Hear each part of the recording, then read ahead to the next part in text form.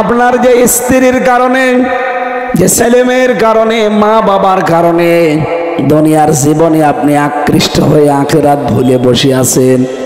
বাস্তবতা হচ্ছে এইটা।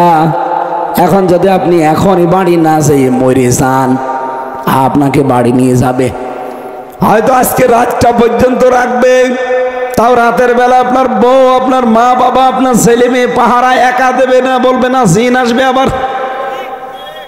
হয়তো 3-4 জন মিলে কান্নাকাটি করে রাতটা পার করে দেবে। সকাল বেলায় মাটিতে দেওয়ার জন্য সবাই ব্যস্ত হয়ে পড়বে। মাটির নিচে দেওয়ার পরে আপনার বউ, আপনার মা বাবা, ছেলে মেয়ে থামানো যাবে না।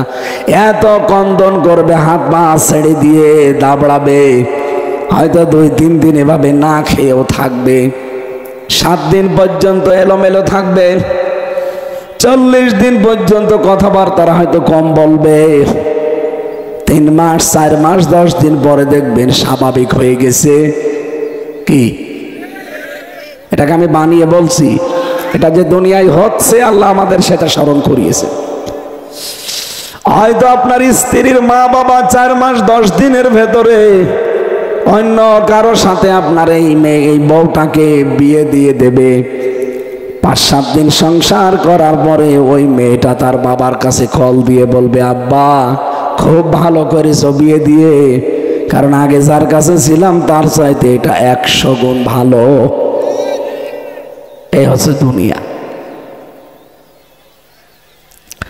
এইটার জন্য আপনি আখিরাত নষ্ট করে ফেলবেন। আমি যদি জেলখানায় মরে যেতাম, কারণ আমার সামনে বহু মানুষ মারা গেছে, আমি দেখেছি লাশগুলো খালি বের করে দিত। জীবনের শেষ কথা তার পরিবারের কাছে সে বলতেও পারে নাই। আমিও যদি মরে যেতাম, আমি তো 3 বছর যোগাযোগ বিচ্ছিন্ন ছিলাম, কারো সাথে দেখাও নেই, কথাও নেই। আমি সে 7 মাস বয়সে গেছি আমার মেয়েটাকে রেখে, বের হলাম তখন ওর 4 বছর বয়স। আমি জানিও না যে মেয়েটা কেমন হয়েছে দেখতে। এরপরে যদি সত্যি আমি মরে যেতাম, বলেন তো জীবনের শেষ কথাটা যে মেয়েকে, বউকে বলবো, বলতে পারতাম? চলে গেলাম, কি হয়তো? হয়তো ম্যাডাম কয়েকদিন কান্নাকাটি করে ম্যাডামের মা বাবা নিজেরা 4 মাস 10 দিন পরে বাধ্য হয়ে তার মেয়ের দিকে তাকিয়ে বিয়ে দিয়ে দিত। কি বিয়ে দেওয়ার 4-5 দিন পরে দেখবেন ও ম্যাডাম নিজেই আমার শ্বশুরকে বলতো, আব্বা অনেক ভালো করেছেন, হামজা আর কি ছিল, এখন সেটা পেয়েছি, এটা আল্লাহর ওলি। আমি বাস্তব বলছি, এইটাই বলতো। আমার 3 পুরুষ, আমার বাবার নাম রিয়াজউদ্দিন, আমার দাদার নাম জাহান আলী, তার বাবার নাম হচ্ছে নমাজ আলী সর্দার। এরপরে আমি আর চিনি না। এই যে কোরআন শরীফ আমার সামনে, আল্লাহর কসম, এরপরে আমার আর জানা নেই, আর আমার জানার দরকারও নেই। যারা পাস্ট হয়ে গেছে ও ছাতা মনে রেখে আমার কি দরকার? অথচ 3 পুরুষের পরে যিনি এই নমাজ আলীর বাবাকে আমি যেহেতু জানি না, মনে করেন তার নাম গাছ আলী। এই লোকটা যদি এখন কুষ্টিয়ায় এসে বলে যে এই 2 তলা বাড়ি আমার, এই ভিটা আমি বানিয়েছিলাম, ওর দাঁত মুখ খুলে ফেলবো না। যে ভণ্ডামি করার জায়গা পান না। কিসের নমাজ আলীর বাপ আপনি? আমি তো নমাজ আলীকেই চিনি না। কথা বলেন না কেন? এইটার নাম দুনিয়া। এটার নাম কি? এমনকি ওনারে যদি বলতে পারি যে মুরব্বী, আপনি বলছেন এটা আপনি নমাজ আলীর বাবা, আপনি এই ভিটা বানিয়েছিলেন, আপনার নামে নাকি এখনো দলিলপত্র খুঁজলে পাওয়া যাবে। আপনি যেন আজকের পর থেকে আমাদের এই কুষ্টিয়ার এই হালসা গ্রামে থাকবেন না, চলে যান। অথচ এই বিশাল সাম্রাজ্য কিন্তু সেই বানিয়েছিল। কি কথা বলেন না কেন? আমারও মনে হয় 100 বছর পরে যদি আমি আবার ফিরে আসি, যে বাড়ি আমি বানিয়েছি ওই বাড়িতে আমারে ওই সময় যারা বসবাস করবে তারাও আমারে ঢুকতে দেবে না। পাবনাবাসী এইটাই আল্লাহ স্মরণ করিয়েছেন, ফালা তাগরুন্নাকুমুল হায়াতুদ দুনিয়া ওয়ালা ইয়াগরুন্নাকুম বিল্লাহিল গারুর। হে পৃথিবীর মানুষেরা, দুনিয়ার জীবনটা যেন তোমাদেরকে ধোঁকায় ফেলে না রাখে। দুনিয়ার জীবন কিন্তু আমি আল্লাহ বলছি আসলেই ধোঁকা। দেখতে দেখতে আমার 33 বছর পার হয়ে গেল, এখনো মনে হচ্ছে আমি সেই 7-8 বছরের বয়সে আছি। আর খুব বেশি হলো 33 বছর পার হয়ে গেলে আমার নবীর জীবনী আমারই পার হয়ে যাবে, কারণ নবীজি বেঁচে ছিলেন কয় বছর। আর আমার যদি এখনো 33 বছর হয়, কত হবে? তাহলে নবীর হিসাবেও যদি আমি হায়াত পাই আর মাত্র 30 বছর বাঁচতে পারি, এরপরে তো আমার অবশ্যই যাওয়া লাগবে মাটির নিচে। যদি বাঁচতেও চাই, ওই কুকুর শৃগালের মতো বেঁচে থাকা লাগবে, কারণ মুরব্বী যারা আছে ওরা বেঁচে নেই, ও কুকুর শৃগালের মতোই বেশি আছে। 63-65 বছর পরে আর বেঁচে থাকা বলে না, ওটা মানুষ মরে যাওয়াই ভালো। কয়েকদিন আগে আমি নীলফামারী গিয়েছিলাম, কিশোরগঞ্জ একটা থানা আছে, যে দেখি বৃদ্ধাশ্রমে নিয়ে গেল। এইদিকে 25 জন বাবা, এইদিকে 25 জন মা, মুরব্বী সব বসে আছে। চোখের ভেতরে দেখি পানি টলমল টলমল করছে। দুইজনের সাথে কথা বললাম, একজন বলছে আমার ছেলে ডিসি, আর একজন বলছে আমার ছেলে আমেরিকায় থাকে।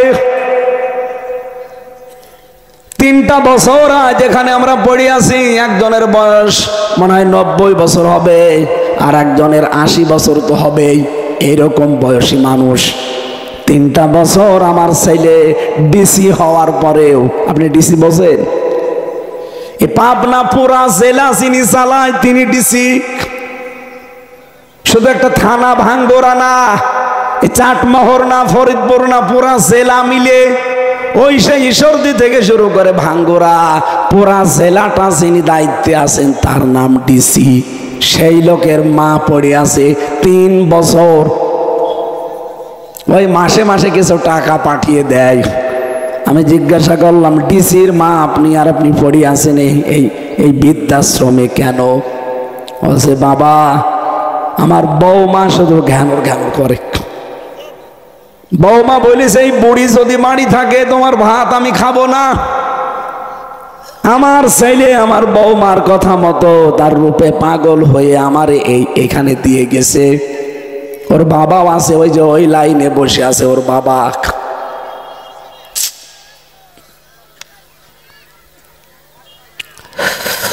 পৃথিবীর মানুষেরা এই জন্যে 65-70 বছরের পরেও বেঁচে থাকা বলে না।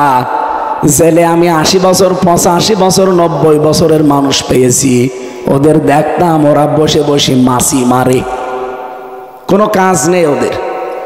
ওই হাসপাতালের সামনে অথবা রান্নাঘরের সামনে অথবা কোনো ফ্লোরের সামনে বসিয়ে রাখে জেলার, যেয়ে বলে এখানে বস। ওরা কি করবে সারাদিন? কারণ যাবজ্জীবন তাদের কারাদণ্ড, মরণ হলে তারপরে বের হবে, এর আগে আর বের হওয়া নেই। এই মুরব্বী মানুষগুলো দেখতাম বসে বসে মাছি মারে। এরকম একটা হাতে কি নেয়, নিয়ে মাছি ওড়ে, মাছি মারে। যদি সারাদিনের ভেতরে 10টা মাছি মারতে পারে তাহলে নাকি তার জীবনের 1 দিনের জেল মাপ। হাত পা চলে না মুরব্বী, মুখ দিয়ে গ্যাসা উঠে যায়, ফেনা ওঠে, থুতু ওঠে।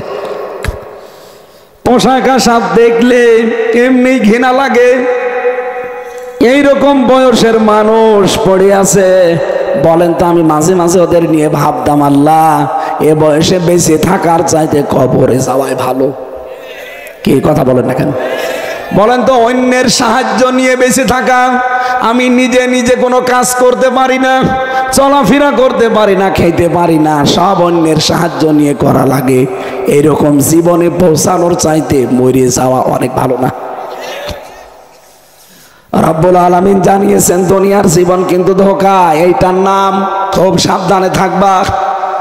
তোমার আসল টার্গেট যেহেতু আখিরাত, এজন্য ওই জীবন সম্পর্কে সতর্ক থাকা লাগবে। পৃথিবীর মানুষেরা বারবার এটা কেন বলছে জানো? ইন্নাশ শাইতানা লাকুম আদুওয়ুন ফালা ফাত্তাখিযুহু আদুওয়া। অবশ্যই শয়তান তোমাদের শত্রু, আর শয়তানকে শত্রু হিসাবেই তোমরা গণ্য করবা। আল্লাহ পাক বলেন ইন্নামা ইয়াদউ হিজবাহু লিয়াকুনু মিন আসহাবিস সাঈর। কেননা শয়তান তার দলবলকে এই কারণেই ডাকতে থাকে যেন সে তার সাথে জাহান্নামের আগুনে নিয়ে যেতে পারে। বলেন নাউজুবিল্লাহ। তাহলে শয়তান এটা আমাদের প্রকাশ্য শত্রু। দুনিয়ার জীবনটা ধোঁকা। এ বর্ণনাগুলো কার? আরো জোরে বলেন। এবার প্রশ্ন আমার যে শয়তান কোথায়? নবীজি বলেন শয়তান হচ্ছে দুই প্রকার, একটা মানুষ শয়তান আর একটা জিন শয়তান। কি কথা বলেন না কেন? মানুষের ভেতরে আবার শয়তান দুই প্রকার, একটা পুরুষ শয়তান, একটা নারী। ভালো করে খেয়াল করবেন। পুরা কোরআন শরীফে আল্লাহ শয়তানের ধোঁকাবাজির কথা, ষড়যন্ত্রের কথা, কৌশলের কথা এগুলো কোরআনে যেখানেই দিয়েছেন, পুরা কোরআন পড়ে আপনি দেখবেন সেই জায়গায় শয়তানের চক্রান্তের কথা বলতে গিয়ে বলেছেন দুর্বল। কি বলেছেন? ইন্না কাইদাশ শাইতানি কানা দাঈফা। অবশ্যই শয়তানের চক্রান্ত একেবারেই দুর্বল। কিন্তু আল্লাহ মহিলাদের নাম যেখানে দিয়েছেন, যেই মহিলাকে শয়তান আসর করে, শয়তান দখল করে, শয়তান যার উপরে ভর করে, এদের চক্রান্ত যখন আল্লাহ কোরআনে দিয়েছেন তখন আর দুর্বল বলেননি, বলেছেন ভয়ঙ্কর। ইন্না কাইদাকুন্না আযীম। অবশ্যই মহিলাদের চক্রান্ত বড় ভয়ঙ্কর। কে বলছেন? আল্লাহ আয়াতটা নাজিল করেছেন সূরা ইউসুফের 28 নম্বর আয়াত। যদিও এটা জুলাইখার নামে নাজিল করা, কিন্তু আল্লাহ জুলাইখার নাম এখানে দেননি। এদিকে তাকান। জুলাইখার নাম আল্লাহ জানতেন না? বলেন বলেন, কেন তার নাম না দিয়ে আবার বহু বচন দিলেন?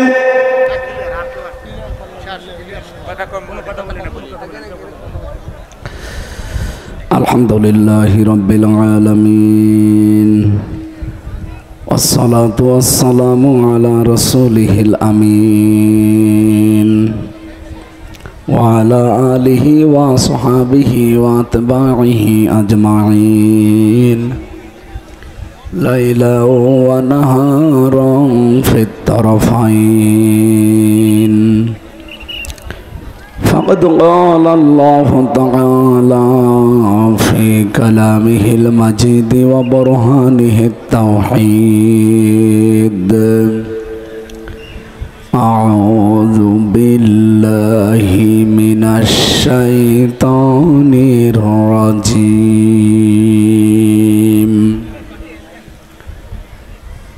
بسم الله الرحمن الرحيم.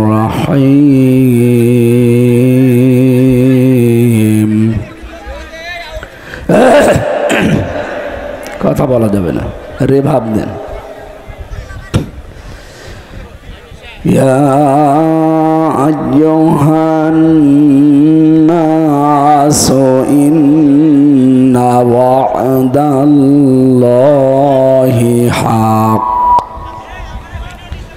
ফালা তাগুররান্নাকুমুল হায়াতুদ দুনিয়া ওয়ালা ইয়াগুররান্নাকুম বিল্লাহিল গারুর। সাদাকতা ইয়া রাব্বানা। আল্লাহুম্মা সাল্লি আলা মুহাম্মাদ ওয়া আলিহি ওয়া সাহবিহি ওয়া বারিক ওয়া সাল্লিম। আলহামদুলিল্লাহ, পাবনা জেলার ভাঙ্গরা থানার অন্তর্গত ভবানীপুরের উদ্যোগে তাফসীরুল কোরআন মাহফিল, স্বনামধন্য সভাপতি জনাব আলহাজ মাওলানা জহুরুল ইসলাম খান। এতক্ষণ পর্যন্ত কোরআনে কারিম থেকে যারা আলোচনা রাখলেন, বিশিষ্ট ইসলামী চিন্তাবিদ, বলিষ্ঠ কণ্ঠের অধিকারী মাওলানা হোসাইন মাহফুজ চুয়াডাঙ্গা, মাওলানা মোহাম্মদ আশেকে ইলাহি ভাঙ্গুরা পাবনা, এই মাহফিল যাদের মাধ্যমে এসেছি, কি যেন নাম ওনার, আবুল কালাম আজাদ, আপনাদের এলাকার সন্তান, রিপন ভাই সহ নাম না জানা বরেণ্য যারা সদস্য আছেন, সবাইকে আল্লাহর দরবারে সম্মান আর মর্যাদা কামনা করছি। দুনিয়া আখেরাতে যেন আল্লাহ দান করেন।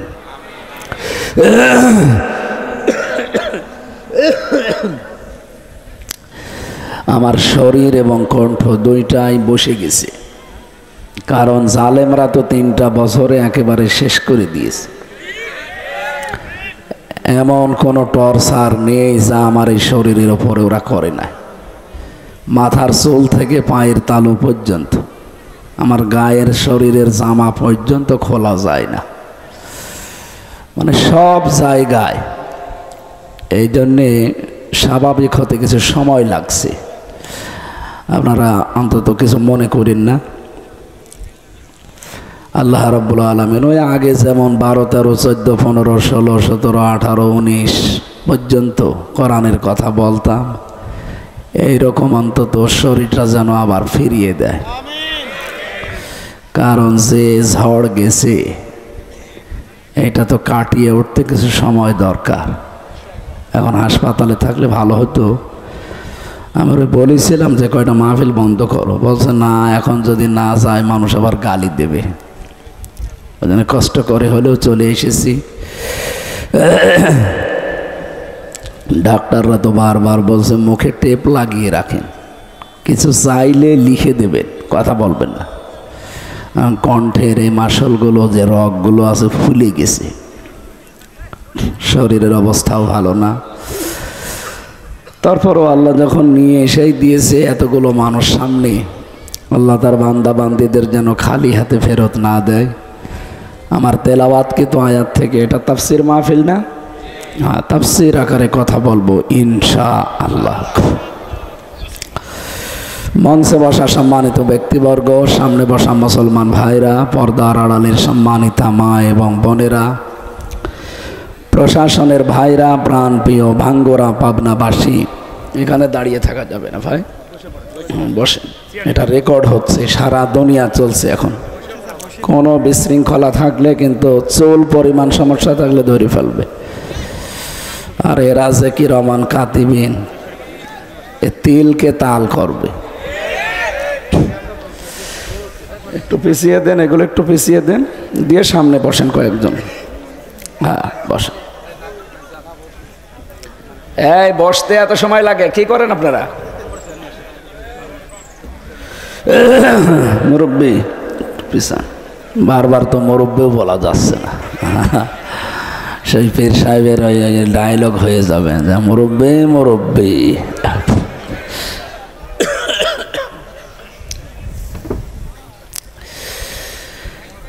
দল মত নির্বিশেষে আজকের অনুষ্ঠানে যারা এসেছি কোরআনের কথা শুনতে, খুশি হয়ে বলেন আলহামদুলিল্লাহ।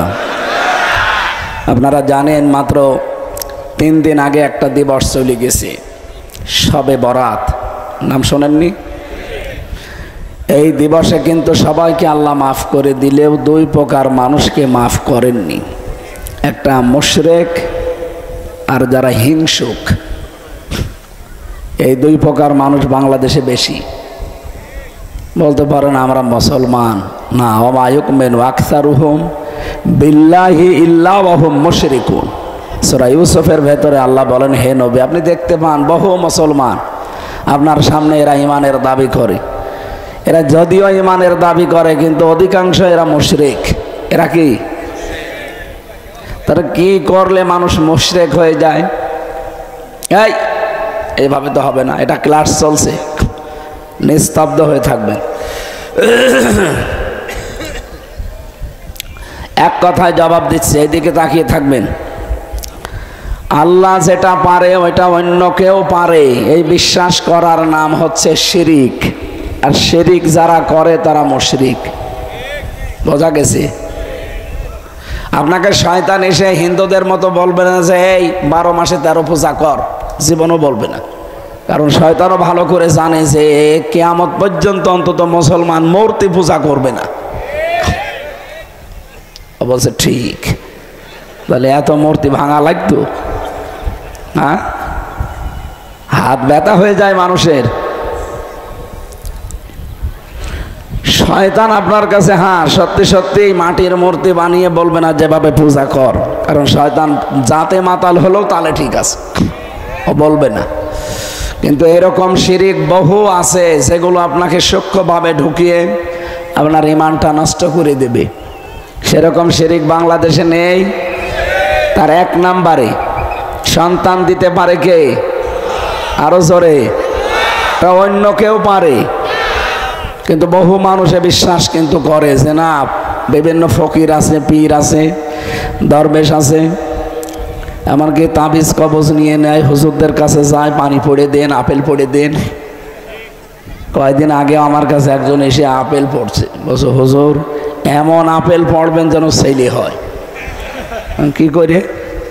বলছে আমার খালি মেয়ে হয় তো এই জন্য আপেল নিয়ে এসেছি, আপনি এমন আপেল পড়বেন যেন মেয়ে আর না হয়, ছেলে হয়।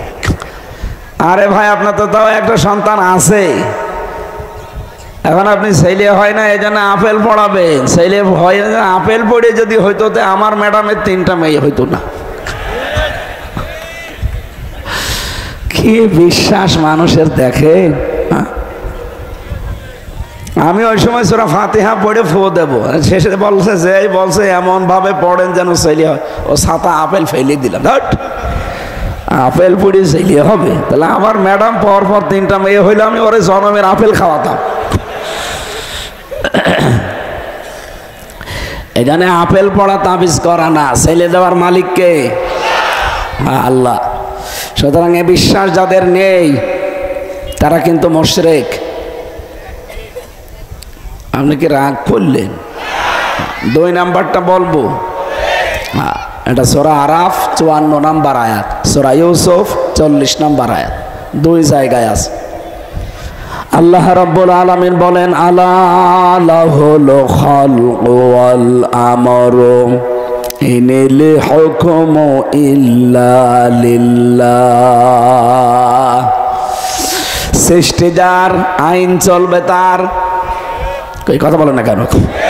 হুকুম দেওয়ার একমাত্র মালিক আমার আল্লাহ। এই 2টা আয়াত অনুযায়ী আমরা বুঝলাম যিনি বানিয়েছেন আইন তার চলা দরকার। সুতরাং এই পৃথিবী যেহেতু আল্লাহ বানিয়েছেন, নাকি এটা বিশ্বাস করেন তো? নাকি ভগবান বানিয়েছে? লিল্লাহি মা ফিস সামাওয়াতি ওয়া মা ফিল আরদ। আসমান আর জমিন বানিয়েছে কে? এই সব কিছুর মালিক আমার আল্লাহ। আমরা শুধু বিশ্বাস করি না, দৃঢ় বিশ্বাস করি, সন্দেহ তো করি না, করি? বলেন বলেন। সুতরাং এই জমিন যেহেতু আল্লাহ বানিয়েছে, এখানে আইন চলার কথা কার?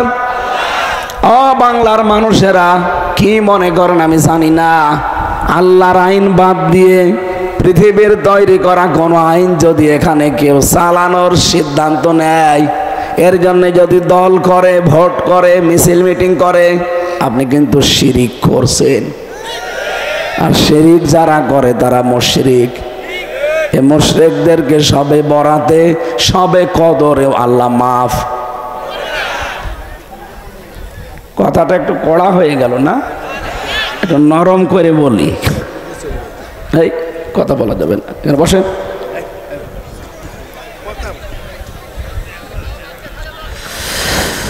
পাবনাবাসী, এটা আজকে ক্লিয়ার করে নিয়ে যাওয়া লাগবে। যেহেতু আল্লাহ ছাড়া কারো আইন এখানে চলতে পারে না, সুতরাং বাংলাদেশে ওই মানুষগুলোকে আমার আল্লাহ সবে বরাতে মাফ করে দিয়েছে যারা আল্লাহর আইনের পক্ষের লোক। যারা আল্লাহর আইনের বিপক্ষে অন্য কোনো আইনকে এখানে প্রতিষ্ঠা করতে চান, সেটা যার আইনি হোক। কি ডক্টর কামালের বানানো সংবিধান বলেন, বাবার তৈরি করা সংবিধান বলেন, পৃথিবীর যে কেউ লিখেছে যেটা, আব্রাহাম লিঙ্কনের যেটা আছে এটা, দুনিয়ায় যারা সংবিধান লেখে ওইটা যদি এখানে কেউ কায়েম করতে চায় সে শিরিক করছেন। আর শিরিক যারা করছেন তারা মুশরিক, আর মুশরিকদের জন্য জাহান্নাম ওয়াজিব, জান্নাত হারাম। এত কাটসাট কথা বলার পরেও অনেকে বলে যে হুজুর আমি বুঝি নাই। এদিকে আসেন, এমন জোরে কানের নিচে দুইটা দেব সব বুঝে ফেলবে। আপনি বোঝেননি না? ভাঙ্গুরা বাজারে যদি এখন শোনেন যে ওই জায়গায় এখন তেলের কেজি 50 টাকা লিটার, আরে ভবানীপুরে 52 টাকা, 2 টাকা বাঁচাতে আপনি হেঁটে হলেও ওখানে যাবেন। কি কথা বলেন? এটা তো ভালোই বুঝলেন। আর আল্লাহর আইন বাদে অন্য আইন এখানে চললে যে শিরিক হয় এটা বোঝেন না, আপনি জাতি মাতাল। তাহলে ঠিক আছে। কোরআনে কারিমে আল্লাহ জানিয়েছেন ওয়া রাব্বুকা আল্লা তা'বুদু ইল্লা ইয়্যাহু ওয়া বিল ওয়ালিদাইনি ইহসানা। তোমার রবের পক্ষ থেকে আইন পাশ হয়ে গেছে, সিদ্ধান্ত হয়েছে, রায় দেওয়া হয়ে গেছে। কি সেটা? আমি আল্লাহ ছাড়া কারো ইবাদত করা যাবে না, আমি আল্লাহ ছাড়া কারো আইন মানা যাবে না, আর পিতামাতা যাদের আছে তাদের সাথে ভালো ব্যবহার করা লাগবে। এটা শুনেছেন কোনোদিন? বলেন বলেন, কি বুঝলেন এই আয়াত থেকে? এই যে আলেম বসে আছে এখানে, আল্লাহর আইন মানায়, আইন আয়াত অনুযায়ী কি? আরো জোরে বলেন না, সবাই বলেন। মা বাবার আইন মানা না, না। হুজুর বসে আছে না এখানে, উনি তো কথা বলছে না। মাঝখানে আল্লাহ ওয়া দিয়েছেন, খেলা করার জন্য দিয়েছেন। আল্লাহর আইন মানা ফরজ, মা বাবার আইন মানা ফরজ না।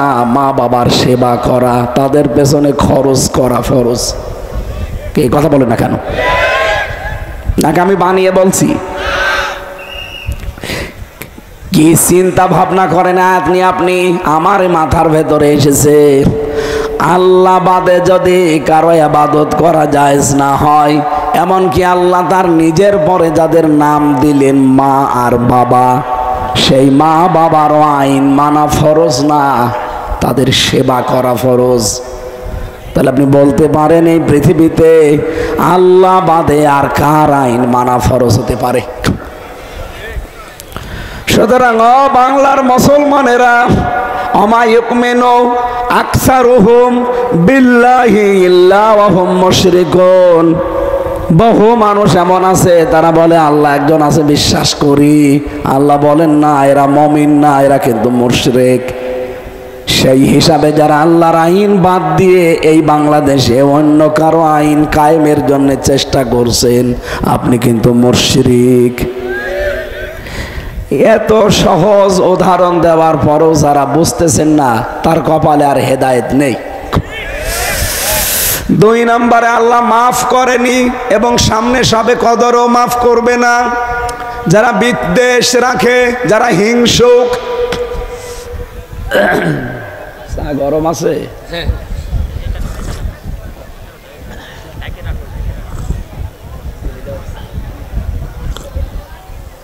আর লাগবে না, এটা শেষ করে ফেলেন, নষ্ট হবে না। আপনি না খেলে অন্য কাউকে দিয়ে দেন, ওটাও দিয়ে দেন, কাউকে দিয়ে দেন। নষ্ট করা মানে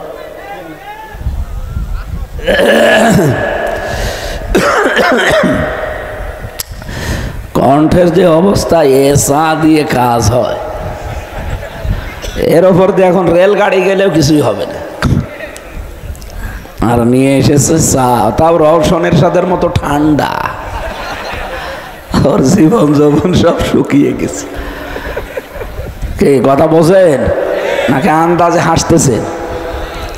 রওশনের সাথে কিছু আছে?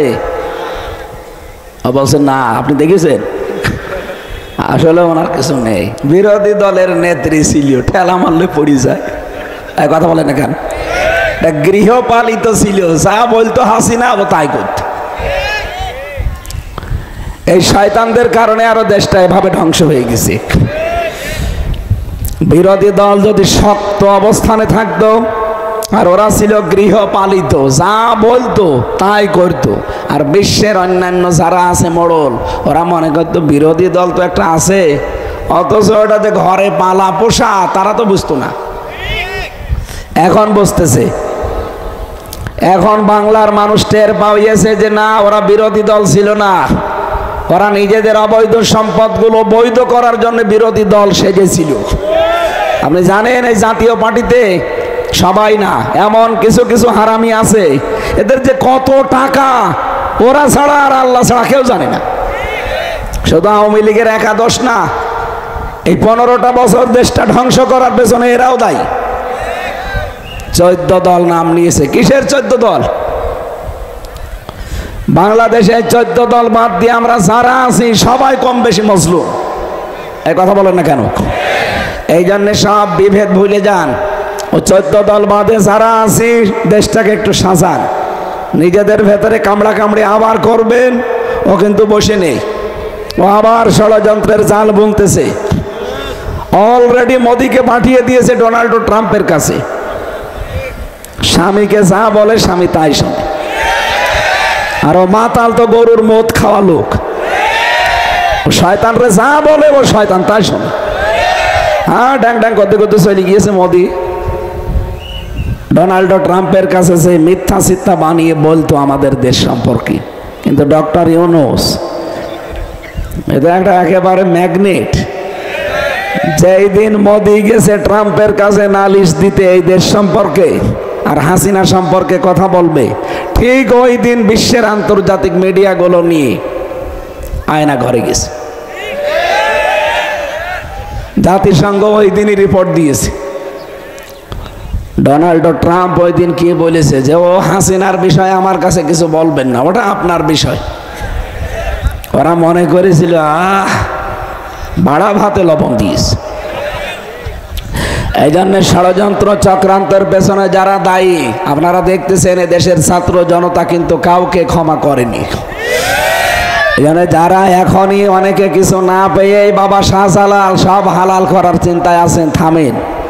দেশটা এখনো হাতে আপনি পাননি। যারা আমরা যা দেখতে পাচ্ছি এইটা বলছি, আগস্টের 5 তারিখের পরে অনেকেই অবৈধ কাজে লেগে পড়েছে। এই কথা বলেন না কেন? বিশেষ করে চাঁদাবাজি। কেন আপনি চাঁদাবাজি করবেন?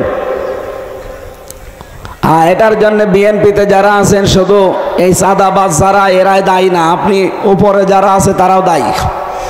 কারণ তারা কোটি কোটি টাকার মালিক, আর এরা 15 বছরে হামলা মামলা জেল জরিমানা বাড়ি থাকতে পারে নাই। এদের বহু সমস্যায় 15 বছরে হয়ে গেছে। তারপরও আমি নিজে যেহেতু জেলখানায় এদের মাজলুম অবস্থা দেখেছি। সম্মানিত ভাইরা, চাঁদাবাজি করা যাবে না। আপনাদের চাইতে আমরা মজলুম কম ছিলাম না। কি কথা বলেন না কেন? আপনাদের তো বাড়ি থাকতে দেয়নি, আর আমাদের বাড়ি বুলডোজার দিয়ে ভেঙে দিয়েছে। আপনি সাতক্ষীরায় যান, চাঁপাইনবাবগঞ্জে যান, বুলডোজার দিয়ে গ্রামের পরে গ্রাম মাটির সাথে একেবারে মিশিয়ে দিয়েছে। অপরাধ কি? জামাত ইসলাম করে। আল্লাহ পোড়া ওইটা উল্টি এখন 32 নম্বরের ওপর ফেলেছে। নাজিল হয়েছিল এই ফেব্রুয়ারির 5 তারিখে আযাবুল বুলডোজার। কি আযাব? কি আযাবুল বুলডোজার?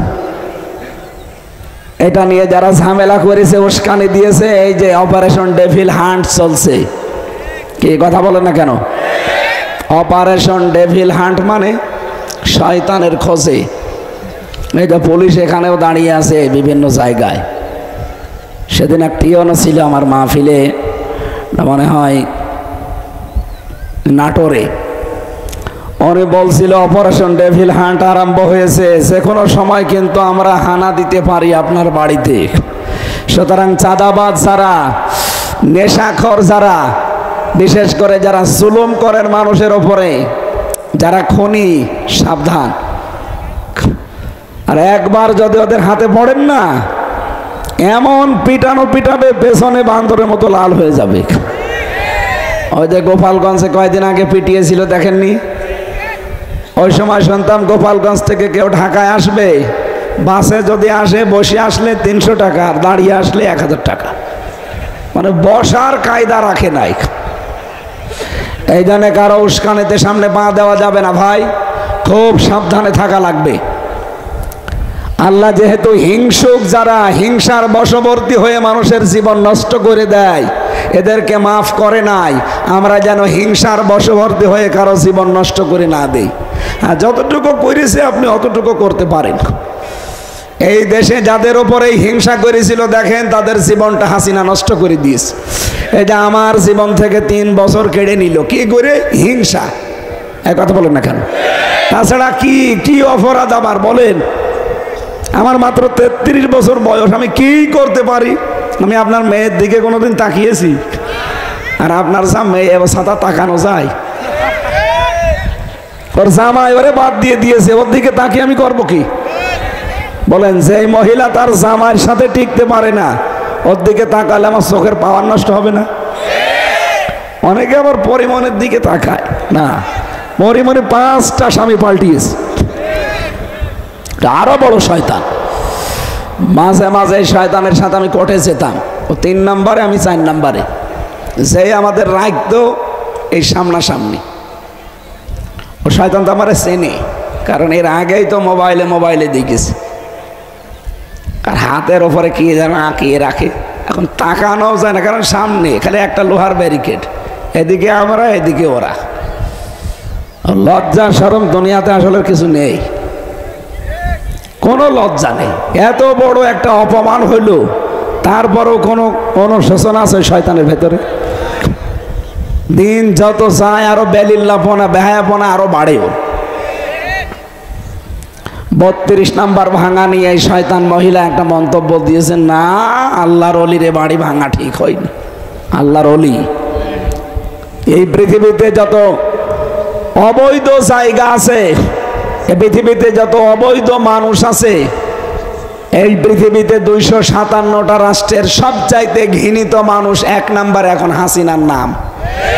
আপনি আন্তর্জাতিক রিপোর্ট দেখেন, এই 3 দিন আগের রিপোর্ট বলছি, তামাম দুনিয়ায় 257টা দেশ, প্রত্যেক দেশে একজন করে শাসক আছে। নিকৃষ্ট মানুষের তালিকায় 1ম নাম্বারে হাসিনা, 2 নম্বরে নাম এসেছে সিরিয়ার প্রেসিডেন্ট বাশার আল আসাদ। এরকম আমি 100 জনের নাম দেখলাম। কি কপাল আমাদের বলেন, একটা নিকৃষ্ট মানুষ তামাম দুনিয়ার ভেতরে, এই মহিলার নাম। তাও দুনিয়ায় মানুষের জরিপ করা, আল্লাহর জরিপে কি হবে বলেন তো? সূরা শূরা 25 নাম্বার পারা, 6 নাম্বার পৃষ্ঠা, 13 নাম্বার লাইনের 42 নাম্বার আয়াতে আছে, ইন্নামাস সাবিলু আলাল্লাযিনা ইয়াজলিমুনান নাস। আল্লাহ পাক বলেন, আমি নিজে মামলা দায়ের করব তাদের বিরুদ্ধে যারা মানুষ হয়ে মানুষের উপরে জুলুম করেছে। এই 15.5 বছরে যে জুলুম হয়েছে দেশের জনগণের উপর, এটা ওয়াজ করা লাগবে? বলেন বলেন, আমরা কম বেশি সবাই এর ভিকটিম। কত মানুষ এখানে বসে আছে, এই 15 বছর বাড়ি থাকতে পারে নাই, গাছতলায় বাসতলায় গোরস্থানে গিয়েছিল। এক কথা বলেন, ভালো মানুষ কিচ্ছু জানে না, এরকম মানুষ ঘরে ঘুমিয়ে আছে, ঘুম থেকে উঠে দেখছে থানা হাজতে, কি গো আমি এখানে, তুই গাছ কেটেছিস কখন? স্বপ্নে। বেশি বলছি? এরকম মামলা দেশে ছিল না? আরে ভাই, আমার নিজেরটাও তো এরকম, আমি নিজে তো ভিকটিম। কারটা বলবো? আমার নিজেরটা বলছি। আমারে দিয়েছে আনসারুল্লাহ বাংলা টিমের প্রধান, ও সাতাশে কি আমি জানি না, অথচ এই মিথ্যা মামলা দিয়ে 3 বছর ওরা ফাঁসির কন্ডেম ছেলে আমার জীবনটা শেষ করে দিয়েছে।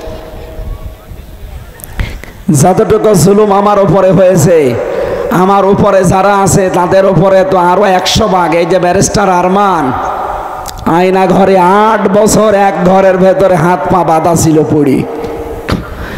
গত কয়েকদিন আগে উনি টকশোতে বলছিলেন, যত মানুষ শুনেছে দেখলাম সব অসর নয়নে কাঁদতেছে যে মানুষ এত নিচে নামতে পারে ক্ষমতার জন্যে। আমরা চাই আগামীতে যারা আসবে কিয়ামত পর্যন্ত বাংলাদেশে যেন কোনো আয়না ঘর আর তৈরি না হয়। কারা কারা চান দেখি? লিল্লাহে তাকবীর।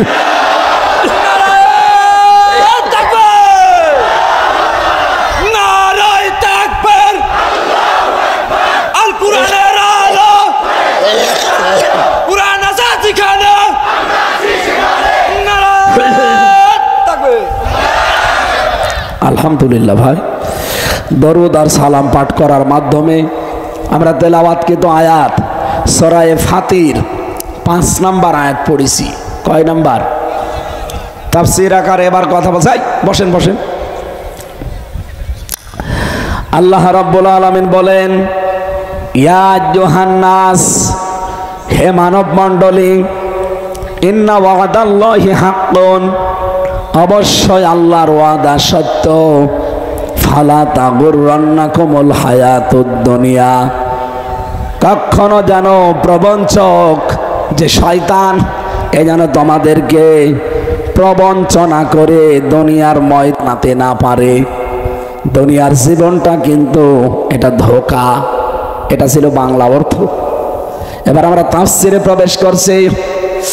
তাফসিরে ইবনে কাসিরের বর্ণনা এসেছে, আল্লাহ এখানে ডাক দিয়ে মানুষদেরকে কিয়ামতের ভয়াবহতা স্মরণ করিয়েছেন। ইয়া আইয়ুহান নাস, শুধু মুসলমান না, হে পৃথিবীর মানব মণ্ডলী। দুনিয়ার সব মানুষের স্রষ্টা যেহেতু আল্লাহ, এজন্য সবাইকে আল্লাহ অ্যাড্রেস করেছেন, ইন্না ওয়াদাল্লাহি হক, অবশ্যই আমি আল্লাহর ওয়াদা সত্য। এই ওয়াদা মানে কিয়ামতের ময়দান। এই ওয়াদা মানে কিয়ামতের যে ময়দান আল্লাহ কায়েম করবে। পাপনা ভাঙ্গরা নারী পুরুষ ভাই আর বোনেরা সবাইকে আল্লাহ কিন্তু এখানে আহ্বান জানিয়েছেন, তোমাদের সবার সামনে এই দিনটা আসতেছে। আর এই দিনটা অবশ্যই সত্য এবং হক। ফালা তাগুররান্নাকুমুল হায়াতুদ দুনিয়া, দুনিয়ার এই জীবন যেন তোমাদেরকে এই দিন সম্পর্কে ধোঁকায় ফেলে না দেয়, যে না ও আর কি, ও আসতেও পারে নাও আসতে পারে, আর মরে গেলাম তো মাটির সাথে মিশে গেলাম, এরকম কোনো চিন্তা ভাবনা ধোঁকা যেন তোমাদের ভেতরে না আসে। যাদের ভেতরে এই বিশ্বাস দৃঢ়ভাবে তৈরি হবে যে এরপরে কিন্তু একটা জগৎ আসতেছে, আসতেছে না, ওই জগতে আমাকে দাঁড়াতে হবে। আমার জীবনের বিভিন্ন কর্মকাণ্ড সম্পর্কে আল্লাহ আমাকে জিজ্ঞাসা করবে। সুম্মা লাতুসআলুন্না ইয়াওমাইযিন আনিন নাঈম। এটা সরিয়ে দেন আমার ভাইরা। রব্বুল আলামিন যেহেতু এখানে কিয়ামত সম্পর্কে আমাদেরকে সতর্ক করছেন, ওয়াদা দিচ্ছেন, আর আল্লাহ যে বিষয়ে ওয়াদা দিয়েছেন এটা 100% সত্য। এজন্য আমি সহ এখানে যারা আছি দুনিয়ার এই জমিনে যেন আমরা কেউ পাগলামি অন্তত আর না করি। আমার বিশাল একটা জীবন পড়ে আছে, ওই জীবনের জন্য আমার এখন থেকেই হুঁশিয়ার হওয়া দরকার। আমি মাঝে মাঝে আমার জীবন নিয়ে ভাবি, বিশেষ করে জেলখানার এই 3টা বছর আরো বেশি পেয়েছি। পাবনাবাসী আপনি মনে করেন, বসেন, বললাম এখানে আমি নামাজ পড়ে তারপরে যাবেন।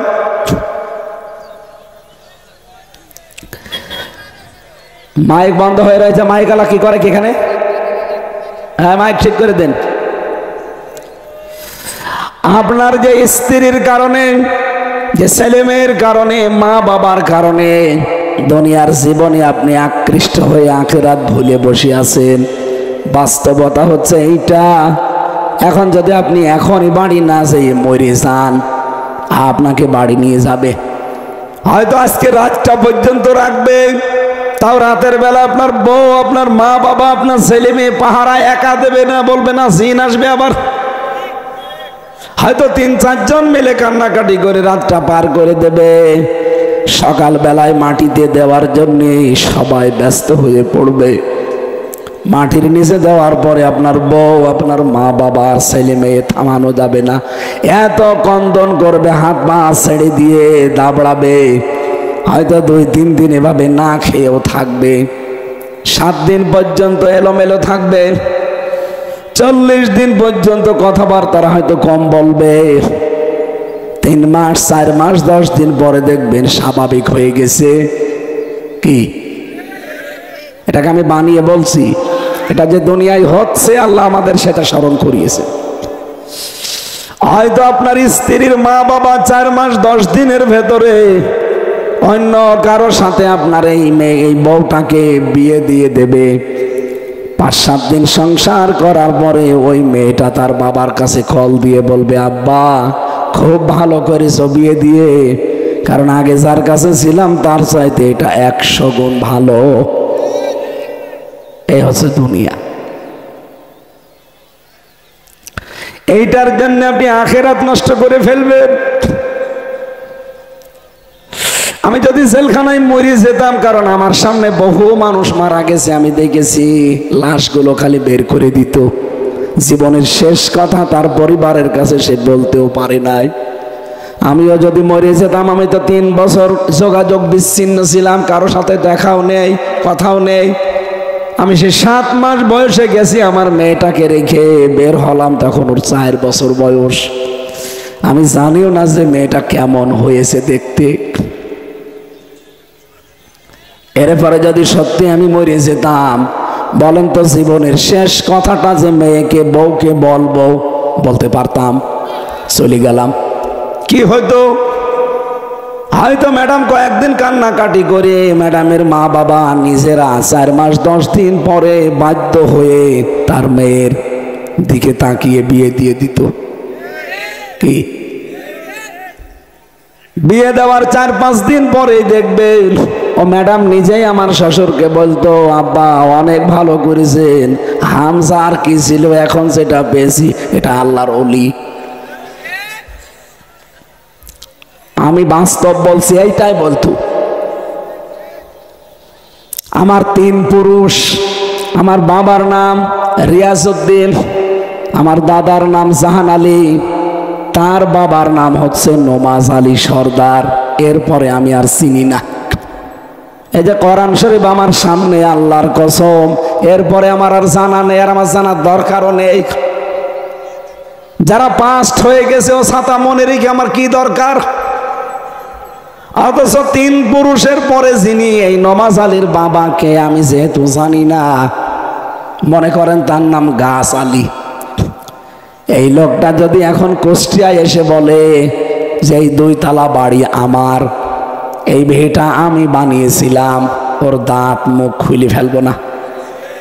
যে ভণ্ডামি করার জায়গা পান না। কিসের নমাজ আলীর বাপ আপনি? আমি তো নমাজ আলীকে চিনি না। এই কথা বলেন না কেন?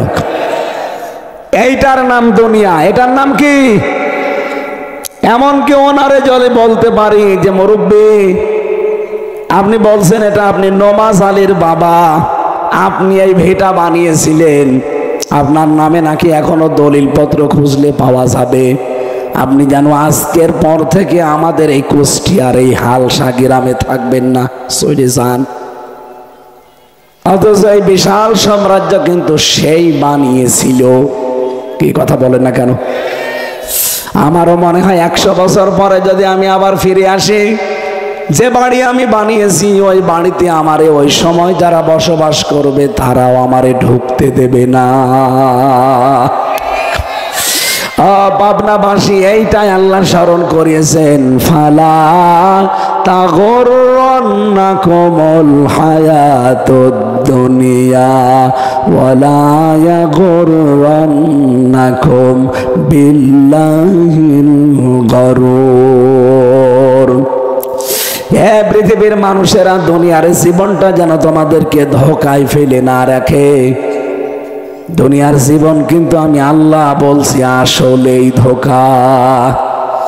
দেখতে দেখতে আমার 33 বছর পার হয়ে গেল। এখনো মনে হচ্ছে আমি সেই 7-8 বছরের বয়সে আছি। আর খুব বেশি হলো 33 বছর পার হয়ে গেলে আমার নবীর জীবনী আমারই পার হয়ে যাবে। কারণ নবীজি বেঁচে ছিলেন কয় বছর? আর আমার যদি এখনো 33 বছর হয় কত হবে? তাহলে নবীর হিসাবেও যদি আমি হায়াত পাই আর মাত্র 30 বছর বাঁচতে পারি, এরপরে তো আমার অবশ্যই যাওয়া লাগবে মাটির নিচে। যদি বাঁচতেও চায় ওই কুকুর শৃগালের মতো বেঁচে থাকা লাগবে। কারণ মুরব্বী যারা আছে ওরা বেঁচে নেই, ও কুকুর শৃগালের মতোই বেশি আছে। 63-65 বছর পরে আর বেঁচে থাকা বলে না, ওটা মানুষ মরে যাওয়াই ভালো। কয়েকদিন আগে আমি নীলফামারী গিয়েছিলাম। কিশোরগঞ্জ একটা থানা আছে, যে দেখি বৃদ্ধাশ্রমে নিয়ে গেল। এইদিকে 25 জন বাবা, এইদিকে 25 জন মা, মুরব্বী সব বসে আছে। চোখের ভেতরে দেখি পানি টলমল টলমল করছে। দুইজনের সাথে কথা বললাম। একজন বলছে আমার ছেলে ডিসি, আর একজন বলছে আমার ছেলে আমেরিকায় থাকে। 3টা বছর যেখানে আমরা পড়ে আছি, একজনের বয়স মনে হয় 90 বছর হবে, আর একজনের 80 বছর তো হবেই। এইরকম বয়সী মানুষ। 3টা বছর আমার ছেলে ডিসি হওয়ার পরেও, আপনি ডিসি বোঝেন? এই পাবনা পুরা জেলা যিনি চালায় তিনি ডিসি। শুধু একটা থানা ভাঙ্গুরা না, চাটমোহর না, ফরিদপুর না, পুরা জেলা মিলে ওই সেই ঈশ্বরদী থেকে শুরু করে ভাঙ্গুরা পুরা জেলাটা যিনি দায়িত্বে আছেন তার নাম ডিসি। সেই লোকের মা পড়ে আছে 3 বছর। ওই মাসে মাসে কিছু টাকা পাঠিয়ে দেয়। আমি জিজ্ঞাসা করলাম, ডিসির মা আপনি, আর আপনি পড়ে আছেন এই বৃদ্ধাশ্রমে কেন? বলছে বাবা আমার বৌমা শুধু ঘ্যানোর ঘ্যানোর করে। বৌমা বলিস এই বুড়ি যদি মারি থাকে তোমার ভাত আমি খাবো না। আমার ছেলে আমার বৌমার কথা মতো তার রূপে পাগল হয়ে আমার এইখানে দিয়ে গেছে। ওর বাবাও আছে, ওই যে ওই লাইনে বসে আছে ওর বাবা।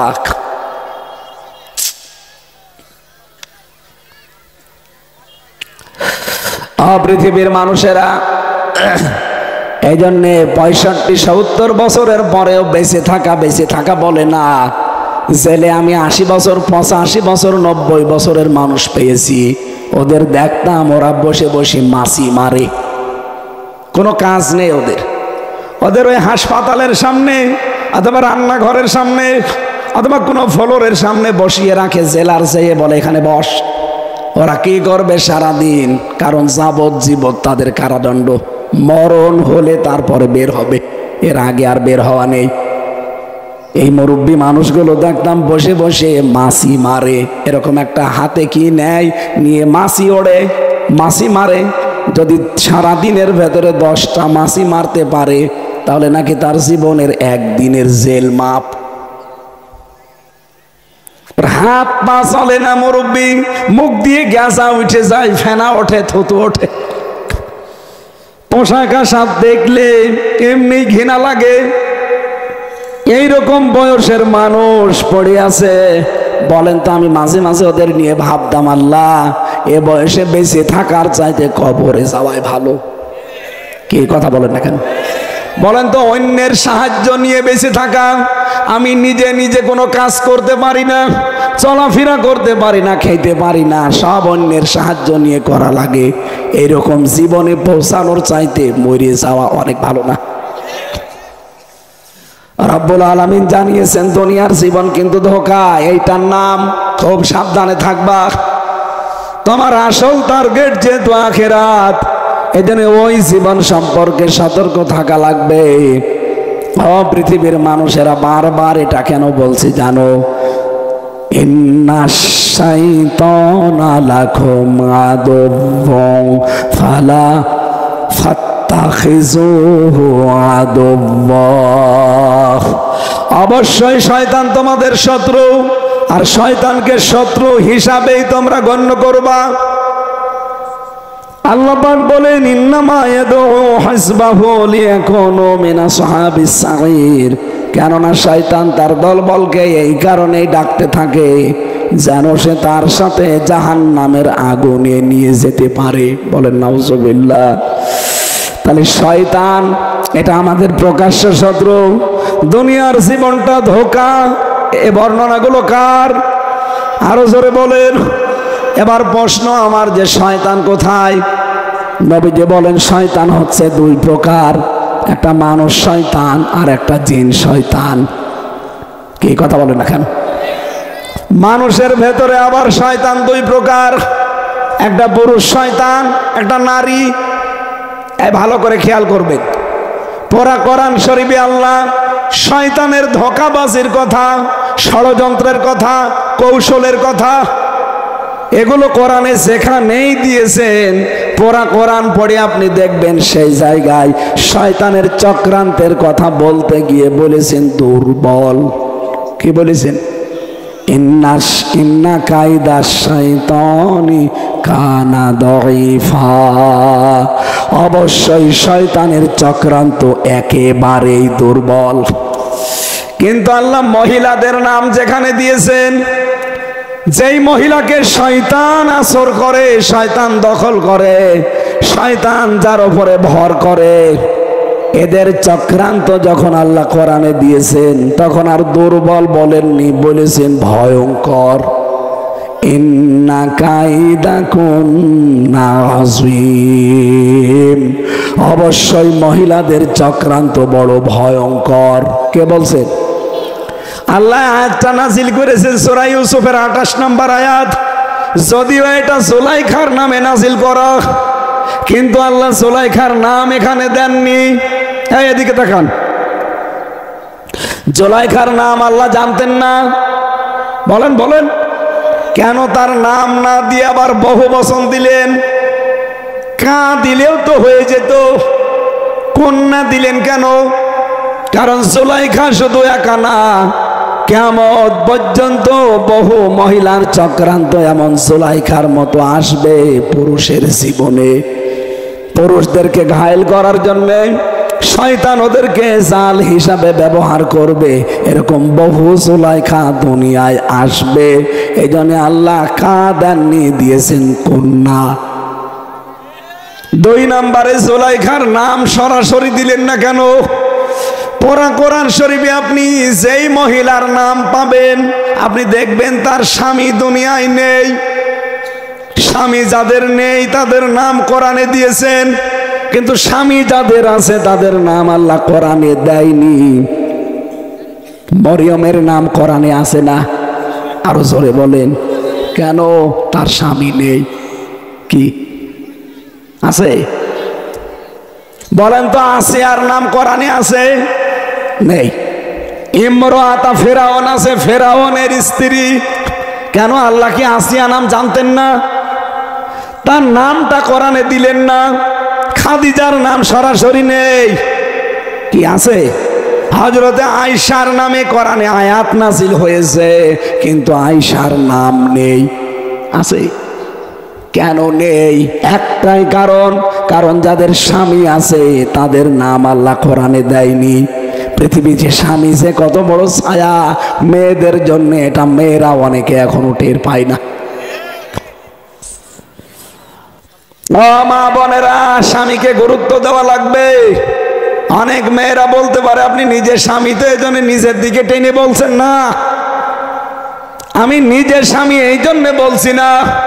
এই পৃথিবীতে আল্লাহ নিজে নবীকে জানিয়েছেন, আল্লাহর পরে যদি সেজদা দেওয়া জায়েজ থাকতো তাহলে মেয়েদেরকে কানের কাছে মুখ নিয়ে গোপনে বলতাম যে স্বামীদেরকে সেজদা করো।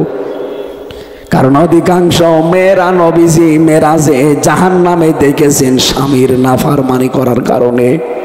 আর এটা বাংলাদেশে এখন বেশি হচ্ছে। স্বামীকে কিছু মনেই করে না, অথচ নামাজ পড়ে, রোজা রাখে, কালো বোরকা পরে। নামাজ পড়া, রোজা রাখা, কালো বোরকা পরলে কি মনে করেন আমি জান্নাত পেয়ে গেছি? না, স্বামীর মনে যদি সত্যি আপনি জায়েজ কোনো কারণে দুঃখ দিয়ে থাকেন, আল্লাহর কসম আপনার জানাজা পড়াও জায়েজ নেই। হযরতে ফাতেমাকে মাঝে মাঝেই বলতেন নবীজি, ও মেয়ে ফাতেমা, তুমি আমার কলিজার চাইতেও দামি আমার কাছে। দুনিয়াতে আমার আন্ডারে যতদিন ছিলে আমি তোমাকে সবই দিয়েছি কম বেশি। আজকে একটা নতুন পৃথিবীতে পাঠালাম আলীর কাছে। সাবধান আমার জামাই আলী যদি দুনিয়ার কোনো কারণে তোমার উপরে সঙ্গত কারণে রাগ করে থাকে, নারাজ হয়ে যায়, আর এই অবস্থায় যদি তোমার মরণ হয়, আমি নবী তোমার বাবা হয়ে বলছি তোমার জানাজায় আমি যাব না। আজ বাংলার মা বাবাগুলো যদি এভাবে মেয়েকে একটু শাসন করে দিত, মেয়েরা অনেক সময় স্বামীর সাথে ভালো ব্যবহার করতে ভয়ে বাধ্য হতো। কিন্তু না, অধিকাংশ বাবা আর মা আরো সাহস দেয়, কি বেশি ঝামেলা করলে ওর বাড়ি থেকে চলে আসবি, তোর অন্য জায়গায় বিয়ে দেব। এরকম মা বাবা নেই? আপনার মেয়েকে কয় জায়গায় বিয়ে দেবেন? ও মা বোনেরা, স্বামী যাদের আছে তাদের নাম আল্লাহ কোরআনে দিলেন না। স্বামী যাদের নেই এরকম একজন মহিলার নাম আল্লাহ শুধু কোরআনে দিয়েছেন স্পষ্ট, তার নাম মারিয়াম। নাম কি? অন্য কারো নাম দেয়নি। তাফসিরে মুফাসসিরিন ইকরাম বলেছেন এইটাই কারণ, কারণ স্বামী একটা মেয়ে লোকের জন্য ছায়া। আপনার স্বামী যদি মরে যায়, যদি বাইরের দেশে থাকে, দেখবেন এলাকার মানুষ আপনাকে কোন নজরে দেখে, কত উলট পালট নজর আপনার দিকে দেয়, কত উল্টা পাল্টা বেহুদা কথা বলে। কিন্তু স্বামীটা থাকতে এই কথা কেউ বলার সাহস পায় না। কথা বলেন ঠিক কিনা? স্বামীর গুরুত্ব দেওয়া লাগবে। আমি আপনাকে বাঁচাতে চাই। ও মা বোনেরা, আল্লাহর কসম আমি আপনাকে বাঁচাতে চাই। একটা স্ত্রী যদি মরে যায় এখন, আর স্বামী যদি মন থেকে বলে, আপনারা যাই বলেন আমার বউ কিন্তু আমার মন মতো ছিল, আল্লাহর কসম নবীজি বলেন ওই মহিলা জান্নাতি। এখানে যারা স্বামী বসে আছেন, মন থেকে বলেন তো আপনার বউ আপনার কাছে 100% পারফেক্ট? কেউ বলছে না। সম্মানিত মা বোনেরা, আমি আওয়াজ শুনে বুঝে ফেলেছি এলাকায় কোনো স্বামী তার বড় পরে রাজি না। আজকে আবার বাড়ি গেলে খাবার বন্ধ করে দিয়েন না।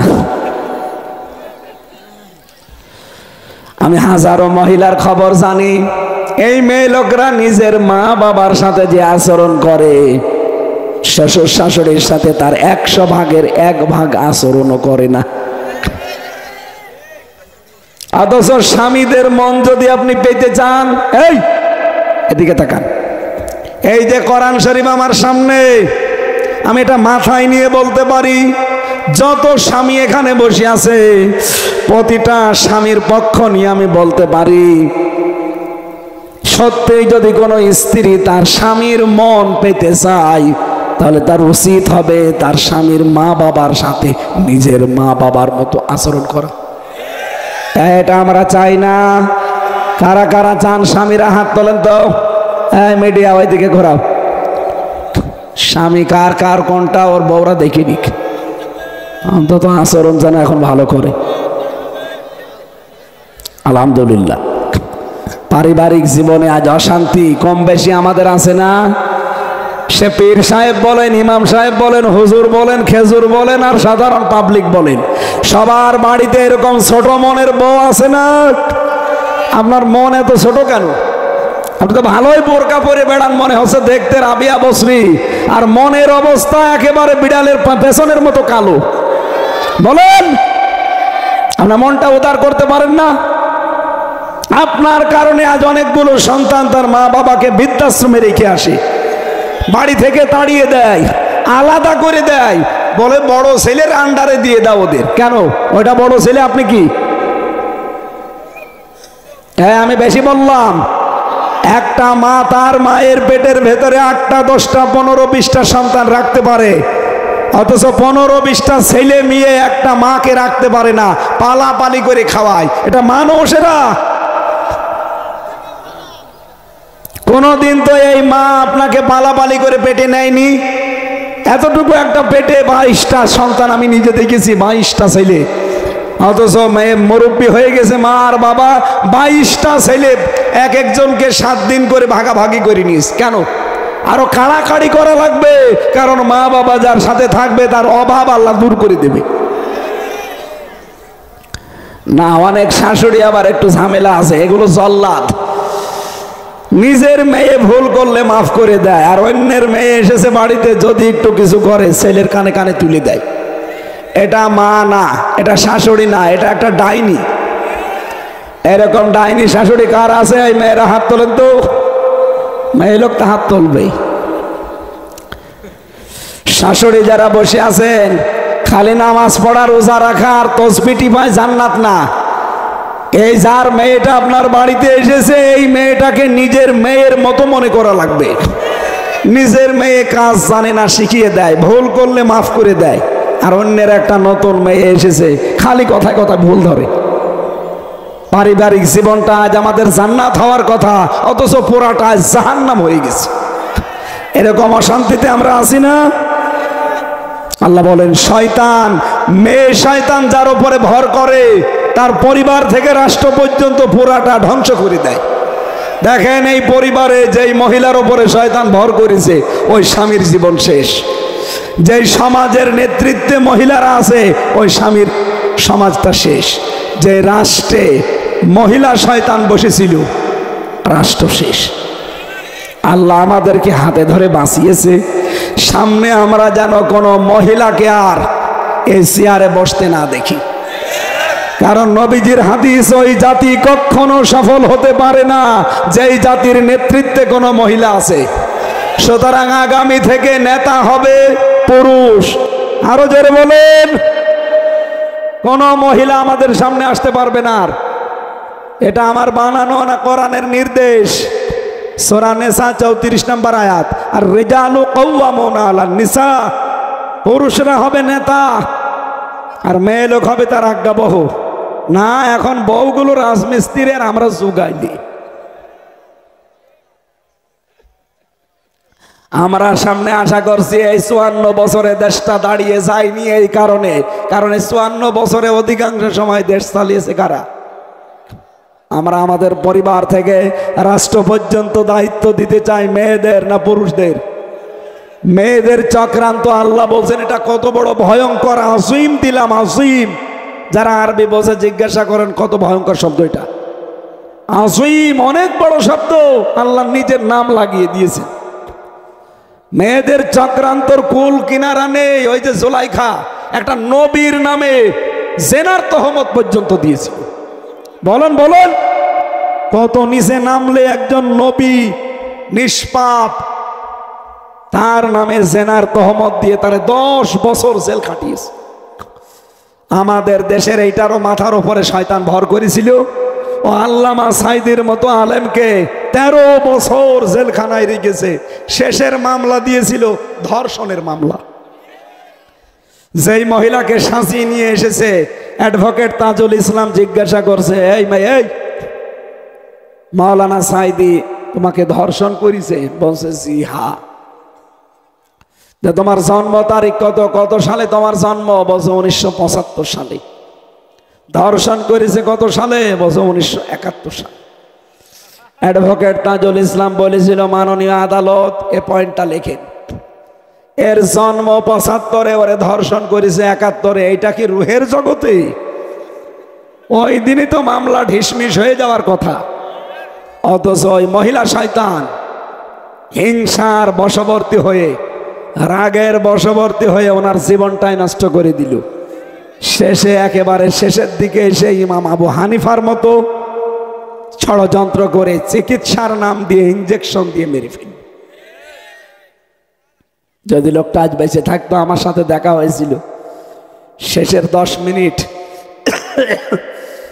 আমারে মাথায় হাত দিয়ে বলছিল, হামজা যদি বাইরে যেতে পারো, আমি যেতে পারবো কিনা জানি না, যদি বাইরে যেতে পারো অন্তত মানুষকে বলবা কোরআনের কথা বলতে জীবনে কোনোদিন পিছপা হয়নি। তোমাকেও আদেশ দিয়ে গেলাম, কোনোদিন কোরআনের হক কথা বলতে পিছপা হবে না। লোকটা আজ বিদায় নিয়েছে, যদি বেঁচে থাকতো বাংলাদেশে আজকে এই পাবনা দারুল আমান ট্রাস্টে আসতো।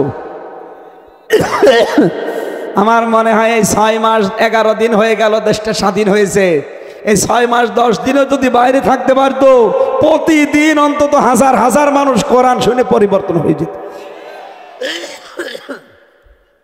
হিংসার বশবর্তী হয়ে তাকে মেরে ফেললেন। কি কষ্ট করেছে জেলখানায়, 13টা বছর এক ঘরের ভেতরে ফাঁসির কন্টেম ছেলে আপনি আটকিয়ে রেখেছিলেন তাকে। এই জন্য মেয়েদের চক্রান্ত কিন্তু ভয়ঙ্কর, পরিবার থেকে শুরু হয় আন্তর্জাতিক জীবন পর্যন্ত। আল্লাহ তুমি আমাদেরকে মেয়েদের চক্রান্ত, এটা যেহেতু শয়তানের চক্রান্ত, আল্লাহ যেন আমাদের বাঁচান, বলেন আমিন।